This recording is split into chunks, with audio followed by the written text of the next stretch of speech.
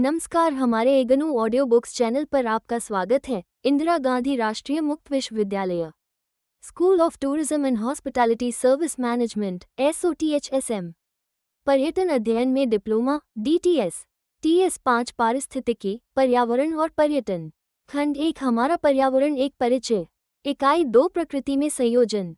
2.0 उद्देश्य। इस इकाई को पढ़ने के बाद आप इस योग्य होने चाहिए कि आप पारिस्थितिक तंत्र को परिभाषित कर सके, पारिस्थितिक तंत्र की विशेषताओं का वर्णन कर सके, पारिस्थितिक तंत्र के घटकों को वर्णित कर सके, जैविक घटकों के विभिन्न वर्गों में पहचान कर सके, पारिस्थितिक तंत्र के विभिन्न सप्राण जीवों के मध्य अंतर्संबंधों को स्पष्ट कर सके, आहार श्रृंखला, आहार जाल और पोषण स्तर की परिभाषा दे सके और पारिस्थितिक तंत्र में उनके कार्यात्मक संबंधों को व्यक्त कर सके।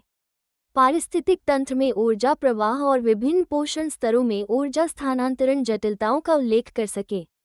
ये समझ सके कि पारिस्थितिक तंत्र के किसी भी घटक का एकल रूप में अस्तित्व नहीं है और पर्यटन उद्योग की विभिन्न गतिविधियां किस प्रकार प्रकृति के पारिस्थितिक सिद्धांतों और संबंधों के अनुरूप हो सकती हैं। इसकी व्याख्या करें। 2.1 प्रस्तावना। यदि आपसे आज के संदर्भ में आमतौर से चर्चित 5 वर्तमान विषयों की सूची बनाने को कहा जाए तो पर्यावरण निश्चित रूप से आपकी सूची में स्थान पाएगा। पर्यावरण का अर्थ विभिन्न लोगों के लिए अलग अलग है और उसी के अनुसार लोग भिन्न भिन्न रूप से उसकी व्याख्या करते हैं। पिछली इकाई में आपने पारिस्थितिकी विज्ञानी द्वारा दी गई पर्यावरण की परिभाषा पढ़ी। हम सब चाहे किसी भी प्रकार से पर्यावरण की व्याख्या करें, पर हर व्याख्या प्रत्यक्ष या परोक्ष रूप से प्रकृति के गतिशील होने का संकेत देती है। आप प्रश्न करेंगे कि वे क्या हैं जो कि पर्यावरण को गतिशील बनाते हैं। इसका कारण है इसके विविध प्रकार के जीवरूप। इसके अतिरिक्त उन असंख्य जीवरूपों के परस्पर संयोजन पर्यावरण को गतिशील बनाते हैं। अब आप प्रश्न उठा सकते हैं कि ये संयोजन क्या है। संयोजन पर्यावरण के विभिन्न घटकों के मध्य अन्योन्य संबंधों को निरूपित करते हैं। इस इकाई में हम इन विभिन्न संयोजनों के विषय पर ही विचार करेंगे। जब कभी आप प्रकृति में संयोजनों की खोज करें तो आप अन्योन्याश्रय की धारणा को सदैव ध्यान में रखें और आप ये भी नोट कर लें कि यह सभी पारिस्थितिक संबंधों का भी आधार है। 2.2 पारिस्थितिक तंत्र। पर्यावरण और प्रकृति की परिभाषा देने का प्रयास कीजिए। क्या ये वर्णन एक दूसरे को अतिच्छादित करते हैं? सामान्यतः पर्यावरण और प्रकृति अवियोज्य प्रतीत होते हैं तथा ये दोनों शब्द अक्सर समानार्थक रूप से व्यक्त किए जाते हैं। इस इकाई में हम भी इन शब्दों को इसी रूप में व्यक्त करेंगे। पर्यावरण का विस्तार बहुत विशाल है और ये संपूर्ण जीवमंडल को आवृत करता है। चित्र 1। जैसा आप जानते हैं कि पर्यावरण के अनगिनत घटक हैं। उनमें इतने प्रकार के जीव अर्थात जैविक घटक हैं कि कल्पना भी नहीं की जा सकती। ये जीवरूप जीवन का जाल बनाते हुए संपूर्ण जीवमंडल में फैले हुए हैं, पृथ्वी से महासागरों की तह तक और ऊपर हवा में उच्चतम पर्वत की ऊंचाई से भी अधिक ऊंचाई तक। इसके अतिरिक्त उतने ही विविध प्रकार के अजैविक कारक भी हैं जो कि भौतिक पर्यावरण की संरचना करते हैं। भौतिक पर्यावरण जीवन के अस्तित्व के अनुकूल परिस्थितियों का सृजन करता है। यदि हम अपने पर्यावरण को समझने के लिए उन समस्त सफल प्रौद्योगिक साधनों का उपयोग करके जो हमें उपलब्ध हैं से पारिस्थितिक अभियान आयोजित करें तो एक जीवन काल भी उसके लिए बहुत कम पड़ेगा। तो फिर हमें क्या करना चाहिए? आप ये भी प्रश्न कर सकते हैं कि फिर पर्यावरण के विषय में इतनी विशाल जानकारी हमें कैसे और कहां से प्राप्त हुई जो सारे ही पृथ्वी ग्रह के बारे में है। आज हम जो कुछ भी अपने पर्यावरण के बारे में जानते हैं वो उन अनगिनत परिस्थिति विज्ञानियों, प्रकृति विज्ञानियों और अन्य वैज्ञानिकों के अध्ययनों का ही परिणाम है जिन्होंने उसके विभिन्न पक्षों का अध्ययन किया। उन सबके अत्यधिक परिश्रम तथा किसी विशेष पक्ष पर उनके जीवन भर के अध्ययनों एवं अनुभवों से ही आज हमें पर्यावरण को समझने में अत्यधिक मदद मिली है। पर्यावरण के मौलिक पारिस्थितिक सिद्धांतों को समझने के लिए सर्वप्रथम उपयुक्त क्षेत्र का चुनाव करना जरूरी है। क्षेत्र का चुनाव करते समय आप 3 बातों का ध्यान रखें: वहां तक पहुंचने की सुगमता, कार्य संचालन की सुविधा और क्षेत्र का उचित विस्तार। संपूर्ण जीवमंडल अध्ययन के लिए इकाई के रूप में बहुत बड़ा रहेगा और इसी तरह उसके 2 प्रमुख घटक वायुमंडल और पृथ्वी भी बड़े रहेंगे। यदि हम पृथ्वी को इकाई के रूप में चुनें तो उसके उपभाग महाद्वीप भी बड़े रहेंगे। इसके आगे महाद्वीप के उपभाग वन, मरुस्थल आदि की बहुत विस्तारीय हैं। यदि हम इसी प्रकार पृथ्वी के उप विभाग करके अपने अध्ययन के लिए एक छोटा सा क्षेत्र लें जैसे कि सरोवर या फिर घास का मैदान, हमारा चयनित क्षेत्र मान लीजिए यदि कोई द्वीप है जो कि उपरोक्त तीनों आवश्यक बातों को पूरा करता है तथा प्रकृति में पारिस्थितिक सिद्धांतों और संबंधों के अध्ययन लिए एक उपयुक्त तंत्र प्रतीत होता है। चित्र 1 जीव मंडल के विस्तार के विषय में प्रत्ययात्मक विचार को दर्शाते हुए आरेखी। उपरोक्त विवेचन का सारांश क्या है? प्रथम, पारिस्थितिक तंत्र वो है जिसका हम चुनाव करते हैं। ये जीवमंडल हो सकता है या फिर पृथ्वी, वन, नदी, सरोवर, द्वीप, गेहूं का खेत, कोई जलशाला, तालाब के जल से भरा कोई मृतबान और यहाँ तक कि कोई चट्टान जिस पर लाइकन उगा रहे हो भी हो सकता है। इस प्रकार पारिस्थितिक तंत्र एक ऐसा परिचित शब्द है जिसे किसी भी पैमाने पर उपयोग में लाया जा सकता है। पर्यटन में इसे अक्सर गंतव्य के संदर्भ में उपयोग किया जाता है, अर्थात किसी स्थान विशेष का पारिस्थितिक तंत्र। दूसरा, किसी पारिस्थितिक तंत्र के अंदर भी पारिस्थितिक तंत्र होता है और उसमें भी एक और पारिस्थितिक तंत्र, और इसी प्रकार पहले में दूसरा, फिर दूसरे में तीसरा आदि। संपूर्ण जीवमंडल पारिस्थितिक तंत्र है और उसके घटक अर्थात पृथ्वी और वायुमंडल स्वयं उनके अंदर भी छोटे पारिस्थितिक तंत्र हैं। तीसरा, पारिस्थितिक तंत्र प्रकृति की इकाई है जिसका अपना स्वतंत्र कार्यशील अस्तित्व है। चौथा, पारिस्थितिक तंत्र एक जटिल तंत्र है जो जैविक और अजैविक कारकों पर आधारित है। इन घटकों में जटिल अंतरक्रियाएं होती हैं जिनके द्वारा ये परस्पर जुड़े रहते हैं। पांचवां, पारिस्थितिक तंत्रों की जटिलता में विविधता पाई जाती है, अर्थात यदि एक पारिस्थितिक तंत्र में एक प्रकार की जटिलता होगी तो दूसरे में दूसरी प्रकार की। छठा, विविधता होते हुए भी इन पारिस्थितिक तंत्रों के मौलिक सिद्धांतों और प्रक्रमों में बड़ी समानता देखी जाती है। अभी तक हमने पारिस्थितिक तंत्र के दो पहलुओं पर विचार किया है। इनमें प्रथम है कि पारिस्थितिक तंत्र क्या है और दूसरा इसकी रचना किन तंत्रों से हुई है। तृतीय पक्ष जिस पर विचार करने की आवश्यकता है वह ये है कि पारिस्थितिक तंत्र किस प्रकार कार्य करता है। 2.3 पारिस्थितिक तंत्र के घटक। हम फिर द्वीपीय पारिस्थितिक तंत्र के उदाहरण की ओर लौटते हैं जिसे हमने अपने अध्ययन के लिए चुना है। दूर से देखने पर द्वीप बहुत हरा भरा और जीवन से भरपूर दिखाई देता है। वहाँ ऊंचे वृक्ष, झाड़ियाँ, बूटियाँ, कृंतक, पक्षी, तितलियाँ और बहुत से जीव रूप हैं। वहाँ का धरातल सूखी पत्तियों, टहनियों और गिरी हुई शाखाओं से ढका हुआ है। साधारण रूप से देखने पर वे निर्जीव और जीर्ण शीर्ण दिखाई देंगे। वास्तव में वे मिट्टी के ऐसे छुपे हुए संसार की रचना करते हैं जो विभिन्न प्रकार के कीड़ों मकोड़ों, कवक और अनगिनत सूक्ष्म रूपों को समेटे हुए हैं। इसके नीचे दबी मृदा भी गतिविधियों से भरपूर है क्योंकि उसमें बिल, सुरंगें और विभिन्न प्रकार के जंतुओं के वास स्थान भी पाए जाते हैं। द्वीप पर पाए जाने वाले अत्यधिक प्रकार के जीव रूपों के अतिरिक्त अजैविक घटक जैसे मृदा, जल, वायु और प्रकाश भी द्वीपीय पारिस्थितिक तंत्र के अभिन्न भाग हैं। इन कारकों के मध्य चलने वाली जटिल अन्योन्य क्रियाएं ऐसी परिस्थितियों की रचना करती हैं जो जीवन अस्तित्व के लिए अनुकूल हैं। दोनों घटक जैविक तथा अनैतिक पारिस्थितिक तंत्र की रचना करते हैं। चित्र 2 अजैविक और जैविक घटक मिलकर पारिस्थितिक तंत्र की रचना करते हैं। सजीव प्राणियों को विभिन्न क्रियाओं के लिए ऊर्जा और शरीर की रचना तथा रखरखाव के लिए सामग्री की आवश्यकता होती है। यह ऊर्जा तथा सामग्री जीवों के द्वारा ग्रहण किए गए आहार से प्राप्त होते हैं। किसी पारिस्थितिक तंत्र में रहने वाले जीव भोजन के माध्यम से आपस में संबंधित होते हैं। मोटे रूप से जीव दो वर्गों में विभक्त किए जाते हैं, उत्पादक प्रोड्यूसर और उपभोक्ता कंज्यूमर। हरे पौधे उत्पादक होते हैं क्योंकि उनमें अपना आहार स्वयं तैयार करने की क्षमता है। वे अपना आहार उपलब्ध जल आपूर्ति और कार्बन डाइऑक्साइड से सूर्य के प्रकाश को ऊर्जा के साधन के रूप में उपयोग करके तैयार करते हैं। ये प्रक्रिया प्रकाश संश्लेषण फोटोसिंथेसिस कहलाती है। केवल बड़े वृक्षों में ही सौर ऊर्जा स्थायीकरण प्रक्रिया को संपन्न करने की क्षमता नहीं है। डायटॉम्स, हरे शैवाल, एल्गी, पादप्लवक, फाइटोप्लैंक्टन आदि भी अपना भोजन स्वयं बनाते हैं। चित्र 3 देखिए। चित्र 3 विविध प्रकार के उत्पादक। इस चित्र में दर्शाए गए विभिन्न जीवरूप एक ही पैमाने पर नहीं बनाए गए हैं। विवरण के लिए स्क्रीन को देखें। पशुओं व अधिकतर सूक्ष्म जीवों में पौधों की विपरीत स्थिति देखी जा सकती है। हरे पौधे तो सूर्य से प्राप्त ऊर्जा को ग्रहण कर अपना भोजन बना सकते हैं, परंतु अन्य, जैसा कि ऊपर बताया गया है, ऐसा करने में असमर्थ होते हैं। ऊर्जा और पोषण की प्राप्ति हेतु वे पौधों को खाते हैं अथवा उन पौधों को खाने वाले अन्य जीवों को खाकर अप्रत्यक्ष रूप से ऊर्जा और पोषण प्राप्त करते हैं।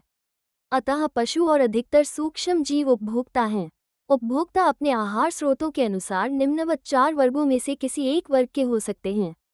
शाकाहारी हर्बीवोर्स, मांसाहारी कार्निवोर्स, सर्वाहारी ओमनिवोरस और अपरधारी डिट्राइटिस फीडर्स, जो दूसरे। कोई उपभोक्ता जो केवल पौधों से भोजन प्राप्त करते हैं शाकाहारी कहलाते हैं, और वे पशु जीवों को खाते हैं मांसाहारी कहलाते हैं। वनस्पति और मांस दोनों खाने वाले जीव सर्वाहारी कहलाते हैं। हमने ऊपर दिए वर्गों के उदाहरण नहीं लिखे हैं, अतः आप इन वर्गों के जीवों की एक लंबी सूची स्वयं तैयार कर सकते हैं। सूची तैयार करते समय अपने आप को भी इसमें शामिल जरूर कीजिए। आप स्वयं को किस वर्ग में रखेंगे? चित्र 4, आहार श्रृंखला। जब एक जीव दूसरे जीव को खाता है तब ऊर्जा और पोषकों का प्रवाह होता है। अपरधारी या अपघटनकर्ता अपरद खाते हैं, अर्थात पौधों और पशुओं के मृत अथवा अंशतः अपघटित अवशेष ग्रहण करते हैं और मृत जैव पदार्थों से ऊर्जा और पोषण दोनों प्राप्त कर पर्यावरण में पदार्थों को पुनः संचारण में सहायता करते हैं। विविध प्रकार के असंख्य जीवाणु जैसे कवक, केंचुए, दीमक और कीड़े अपघटकों के कुछ मुख्य उदाहरण हैं। 7. यदि समस्त अपघटक एक सप्ताह के लिए अपना कार्य बंद कर दें तो क्या होगा? क्या आप कल्पना कर सकते हैं? 2.4 आहार श्रृंखला, आहार जाल एवं पोषण स्तर। जैसा कि हम पिछले अध्याय में बता चुके हैं कि विभिन्न वर्गों के जीव आहार के माध्यम से परस्पर संबंधित हैं। ऊर्जा संश्लेषण करने वाले हरे पौधे यानी उत्पादकों का उपभोग शाकाहारी करते हैं, जो स्वयं मांसाहारियों द्वारा खा लिए जाते हैं। इस प्रकार सजीव प्राणी ऊर्जा के माध्यम से परस्पर संबंधित हैं और वे आहार श्रृंखला की रचना करते हैं। दूसरे शब्दों में ये सभी खाने वाले और खाए जाने वाले एक श्रृंखला में बंधे हुए हैं, जिसे आहार श्रृंखला कहते हैं। चित्र 4, ये आहार श्रृंखलाएं प्रकृति में अधिकतर परस्पर संयोजित होती हैं। देखिए चित्र -5C। चित्र 5, चारण आहार श्रृंखला। बी, अपरद आहार श्रृंखला। कवक और अन्य जीव पौधों का चारण करते हैं या पशुओं के अवशेषों को खाते हैं। सी, चारण तथा अपरद आहार श्रृंखलाएं संयोजित हैं। आइए हम 5 कड़ियों पर आधारित एक सरल आहार श्रृंखला पर ध्यान दें, जिसका क्रम निम्नवत है। टिड्डा, मेढक, गिद्ध, घास, सांप। आहार श्रृंखला में प्रत्येक कड़ी अथवा संयोजन पोषण स्तर, ट्रोहिच लेवल या आहार स्तर कहलाता है। चित्र 6, हरे पौधे प्रथम पोषण स्तर की रचना करते हैं, शाकाहारी दूसरे पोषक स्तर की और उच्चतर पोषण स्तर तृतीय, चतुर्थ, पंचमी आदि मांसाहारियों द्वारा रचित होते हैं। उपरोक्त आहार श्रृंखला को एक बार फिर देखिए। किसी जीव का पोषण स्तर उत्पादकों अर्थात हरे पौधों के सापेक्ष उसकी स्थिति को निर्दिष्ट करता है। चित्र 6, चित्र 4 में दर्शाई गई आहार श्रृंखला का सार आरल। आहार श्रृंखला एक प्रवाह चार्ट है जो आहार ऊर्जा के पारिस्थितिक तंत्र में मार्ग को दर्शाता है। चित्र 4, 5 और 6 देखिए। ये याद रखना महत्वपूर्ण है कि पारिस्थितिक तंत्र से ऊर्जा प्रवाह निचले स्तर से ऊंचे स्तर की ओर तथा एक दिशीय होता है। चित्र 7 देखिए। चित्र 7, आहार श्रृंखला से ऊर्जा प्रवाह। उत्पादकों द्वारा सौर ऊर्जा संश्लेषित होकर एक पोषण स्तर से दूसरे पोषण स्तर की ओर आगे प्रवाहित हो जाती है और उपघटकों तक पहुंचती है। ध्यान में रखिए कि ऊर्जा का केवल कुछ ही अंश, यहाँ अक्षर ए के विभिन्न आकारों द्वारा प्रदर्शित, ही अगले स्तर तक स्वामांतरित होता है और एक बड़ा अंश का ऊष्मा के रूप में ह्रास हो जाता है। पी, उत्पादक, बी, उपभोक्ता। विवरण के लिए स्क्रीन को देखें। अब हमें आहार श्रृंखला के विभिन्न स्तरों पर ऊर्जा की स्थिति पर ध्यान देना होगा। चित्र 7 देखिए। जैसे जैसे हम एक पोषण स्तर से दूसरे पर जाते हैं तो हर स्तर पर ऊर्जा का ऊष्मा के रूप में ह्रास होता है और केवल एक छोटा सा अंश ही, लगभग 10% अगले स्तर तक पहुंचता है।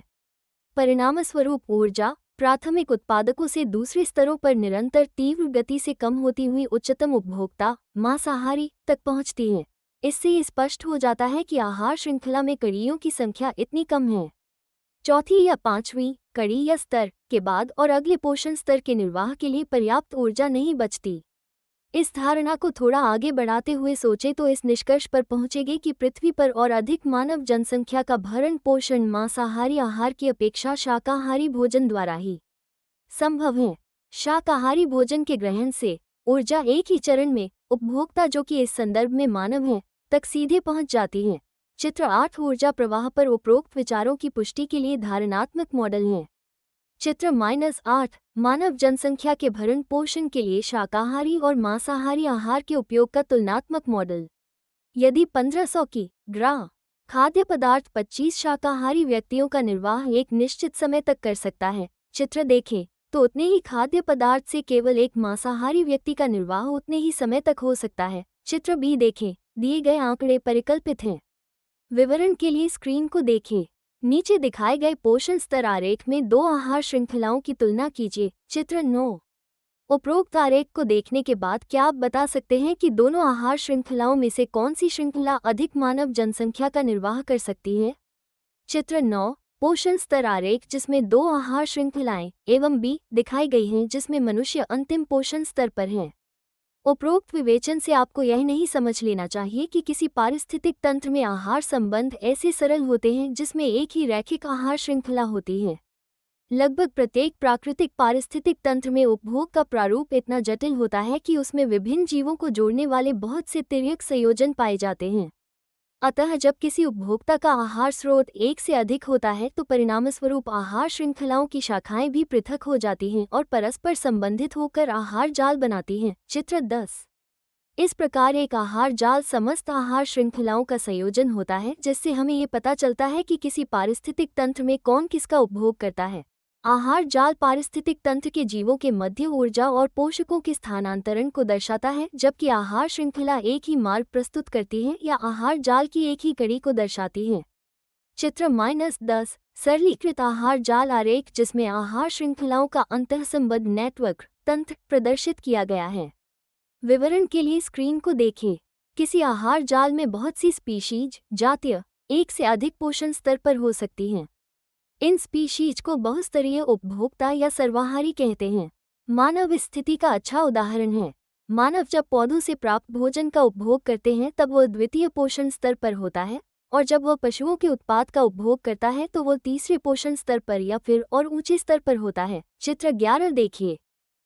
पारिस्थितिक पिरामिड 3 प्रकार के होते हैं। संख्याओं का पिरामिड, पिरामिड ऑफ नंबर्स, जो प्रत्येक पोषण स्तर पर जीवों की संख्या को प्रदर्शित करता है। चित्र 12A। दूसरा जीवभार का पिरामिड, पिरामिड ऑफ बायोमास। चित्र 12B किसी निश्चित समय पर जीवित पदार्थ का शुष्क भार होता है। उत्पादकों के जीवभार के परिकलन के लिए एक निश्चित क्षेत्र के पौधों को एकत्र करके तोलना होता है, परंतु उपभोक्ताओं के जीवभार का परिकलन करने के लिए सर्वप्रथम पशुओं के विभिन्न प्रकारों की संख्या की गणना की जाती है। फिर कुल जीव प्रकार संख्या को प्रति वैयक्तिक भार से गुणा करने पर प्राप्त गुणनफल ही प्रत्येक पोषण स्तर का लगभग जीव भार होता है। तीसरे प्रकार का पिरामिड ऊर्जा का पिरामिड, पिरामिड ऑफ एनर्जी कहा जाता है, और यह पारिस्थितिक तंत्र में ऊर्जा संरचना को दर्शाता है। चित्र 12C प्रत्येक अनुवर्ती पोषण स्तर में ऊर्जा प्राप्यता में कमी होती चली जाती है। क्या आप स्मरण कर सकते हैं कि ऐसा क्यों होता है? शायद आप चित्र 7 को पुनः देखना चाहेंगे। चित्र -12 संख्या का पिरामिड, बी जीव भार का पिरामिड, सी ऊर्जा का पिरामिड। उपरोक्त पिरामिड में लिखे आंकड़े परिकल्पित हैं और जीवों को एक ही स्केल पर नहीं बनाया गया है। जैसा कि आपको ज्ञात है कि उत्पादक पिरामिड के आधार की रचना करते हैं और उपभोक्ताओं के विभिन्न स्तर पिरामिड के ऊपरी भाग को आकार देते हैं। पिरामिडी आकृति किसी पारिस्थितिक तंत्र के विभिन्न पोषण स्तरों के मध्य संतुलन को दर्शाती है। उदाहरणार्थ, यदि हम किसी वन के सारे बाघ, शेर और अन्य सर्वोच्च मांसाहारी मार दें तो शाकाहारी जैसे हिरन, मृग, खरगोश आदि की संख्या बहुत बढ़ जाएगी और परिणामस्वरूप समस्त पारिस्थितिक तंत्र में असंतुलन हो जाएगा। वन अपरोपण एक झटके में शाकाहारियों के आवास को बिल्कुल बदल देता है और उनके आहार स्रोतों को नष्ट भी कर देता है। यही वन अपरोपण अपने देश के प्राकृतिक वनों में फल फूल रहे विशेष क्षेत्रीय नरवना जातियों के धीरे धीरे लुप्त हो जाने के कुछ प्रमुख कारणों में से एक महत्वपूर्ण कारण है। इसी प्रकार खेलों में, जो कि मानव निर्मित पारिस्थितिक तंत्र हैं, हम लोग अपने खेतों को कृषि नाशक रोगों से बचाने और अच्छी फसल लेने के लिए अत्यधिक जीवनाशक, कीटनाशक और रोगनाशक पदार्थों का उपयोग करते हैं। इन रोगनाशकों के उपयोग की हमें भारी कीमत चुकानी पड़ती है, क्योंकि एक लंबी अवधि तक उनका प्रयोग पारिस्थितिक तंत्र को अस्तव्यस्त कर देता है। कैसे? प्रकृति बहुत से ऐसे सूक्ष्मजीव हैं जो अवांछित नहीं हैं, बल्कि वे कुछ विशिष्ट भूमिकाएं निभाते हैं। उनमें से कुछ परागणकारी के रूप में कार्य करते हैं, अर्थात वे पराग कणों को एक पुष्प से दूसरे पुष्प तक पहुंचाते हैं। ऐसा करके वे फसलों और जंगली पौधों की जातियों में उर्वरण और बीज विन्यास क्रिया संपन्न करते हैं। जैविक साधनों द्वारा इस प्रकार पराग कणों का एक पुष्प से दूसरे तक स्थानांतरण अति आवश्यक जनिक अदला बदली में सहयोग देता है, जिसके फलस्वरूप उच्च जनिक ढांचे वाली जातियों और किस्मों का उत्पादन होता है। आइए अब हम जीवनाशकों बायोसाइड्स के प्रयोग से होने वाले लाभ और हानियों के विषय में चर्चा करें। उसके प्रयोग से एक ही लाभ है और वो ये कि इससे कीटों का नियंत्रण होता है, किंतु इसकी हानियां अनेक हैं। इनके अधिक उपयोग से ये प्राकृतिक भंडारों में धीरे धीरे संचित होते रहते हैं तथा अन्य कई उपयोगी जीव और अलक्षित अवयवियों को, जिनमें कुछ परागणकारी भी हैं, को नष्ट करते हैं। ये स्वाभाविक है कि परागणकारियों के विनाश से बीज विन्यास या उपज बहुत अधिक घट जाने की संभावना रहती है। हम में से वो सब लोग जो स्वाभाविक रूप से प्रकृति के न केवल निकट हैं पर उसमें पाए जाने वाले नाजुक संबंधों को समझने के प्रति भी चिंतित रहते हैं, वे सब प्रायः इस प्रकार की परिस्थितियों में अपने कार्यों के चुनाव में सतर्क रहते हैं। आजकल शिक्षित और पर्यावरण के प्रति सजग कृषक भी इन रसायनों के निरंतर प्रयोग से प्रकृति को पहुंचने वाली संभावित हानि को ध्यान में रखकर ही अपनी सारी विभिन्न प्रकार की फसलों के कुल व्यय और लाभ का मूल्यांकन करते हैं। 2.6 संयोजन। प्रमुख पारिस्थितिक तंत्र के घटकों और उनके संयोजनों का अध्ययन कर लेने के पश्चात अब हमें पारिस्थितिक तंत्र को संपूर्णता में देखना चाहिए। किसी भी प्राकृतिक पारिस्थितिक तंत्र जैसे झील, वन या किसी द्वीप की कल्पना कीजिए। इन सब में एक बात आप अवश्य देखेंगे कि कोई भी जीव अपने आप में अकेला नहीं है। प्रत्येक जीव का पारिस्थितिक तंत्र में वास करने वाले दूसरे जीवों से संयोजन होता है। किसी निश्चित क्षेत्र में रहने वाले जीव मिलकर एक संप्रदाय कम्युनिटी की रचना करते हैं। किसी संप्रदाय में जीव सूक्ष्म जीव अथवा वृहजीव प्रत्यक्ष या परोक्ष रूप से अन्योन्य आश्रित हैं। इसके अतिरिक्त जीवों का अपने अजैविक पर्यावरण के साथ भी घनिष्ठ और जटिल संयोजन है। आइए देखिए ऐसा कैसे है। जीवित रहने के लिए सारे जीवों को अपने पर्यावरण से ऊर्जा और पोषकों को प्राप्त करना पड़ता है। प्राथमिक उत्पादक पारिस्थितिक तंत्र में ऊर्जा प्रवेश के द्वार हैं। एक पारिस्थितिक तंत्र में सारी अभिक्रियाओं को सामर्थ्य प्रदान करने का मूलभूत स्रोत सौर ऊर्जा है।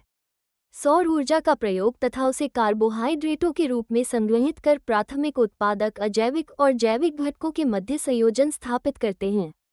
शाकाहारी अपनी ऊर्जा की आवश्यकताओं की आपूर्ति हरे पौधों से प्राप्त आहार से करते हैं और इस प्रकार मांसाहारियों के लिए ऊर्जा स्रोत बनते हैं।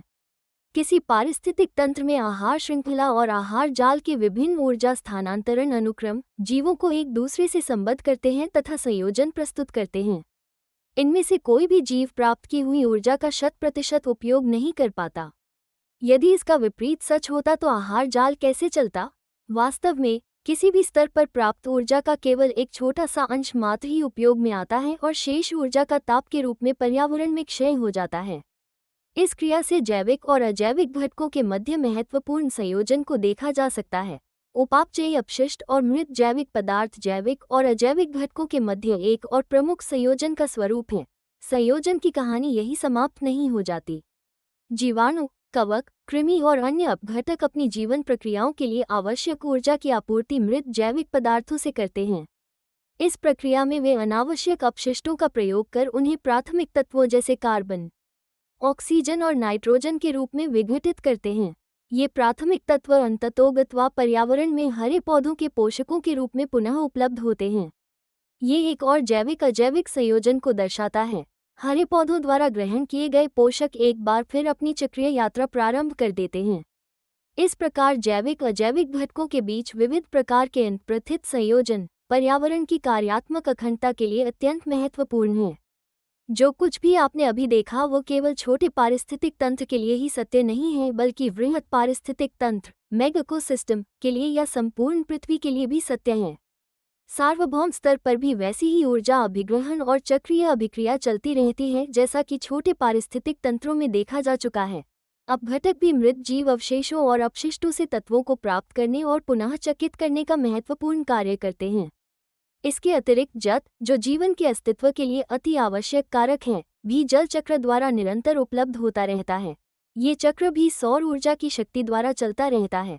इस प्रकार पोषकों और ऊर्जा के संदर्भ में भौतिक और जैविक तत्वों के मध्य संतुलन बना रहता है। 2.7 पर्यटन उद्योग का प्रकृति से संबद्ध करने का प्रयत्न। आधुनिक युग में मानव कार्यकलापों में से पर्यटन महत्वपूर्ण होता जा रहा है। यहाँ तक कि आज राष्ट्रीय और अंतर्राष्ट्रीय स्तर पर पर्यटन उद्योग बहुत तीव्रता के साथ एक प्रमुख आर्थिक शक्ति के रूप में उभर रहा है। आप अचंभे में होंगे कि हम अचानक एक बिल्कुल नए मुद्दे पर क्यों विचार करने लगे। ऐसा इसलिए है कि यही आपके पाठ्यक्रम का केंद्रीय विषय है, जिसके बारे में यहाँ से आगे हम आपसे बात करना प्रारंभ कर रहे हैं। पर्यटन में दो अन्योन्य क्रियाशील घटक सम्मिलित हैं, पर्यटक और पर्यावरण। पर्यटक का उद्देश्य चाहे जितना भी सौम्य क्यों न हो, फिर भी स्थानीय पर्यावरण पर उसका कुछ न कुछ प्रभाव अवश्य ही पड़ता है। कैसे? उदाहरणार्थ, आप सैलानियों के किसी ऐसे छोटे ग्रुप की कल्पना कीजिए जो किसी क्षेत्र में जाकर भूदृश्य और वन्य जीवों के अवलोकन से आनंदित होने के साधारण उद्देश्य से कुछ दिनों के लिए ठहर जाते हैं। ऐसे पर्यटकों की न्यूनतम आवश्यकताओं जैसे आवास के लिए उपयुक्त सुविधाएं, परिवहन सुगमता और संपूर्ण आपूर्ति से संबंधित इंफ्रास्ट्रक्चर की उचित व्यवस्था होनी आवश्यक है। पर्यटकों के व्यवहार सहित ये सारी क्रियाएं पर्यावरण पर निश्चित रूप से किसी न किसी प्रकार का दबाव डालती हैं। अतः प्रयास ये होना चाहिए कि पर्यावरण पर अत्यधिक दबाव न पड़े, जिससे कि वो पर्यटकों के लौटने के बाद जल्द ही पूर्व मूल स्थिति में आ सके। देखना ये है कि यह सब केवल दर्शन के स्तर तक ही सीमित नहीं रह जाए, बल्कि भीतर से हम सब में पर्यावरण के प्रति दायित्व का एहसास जागृत हो।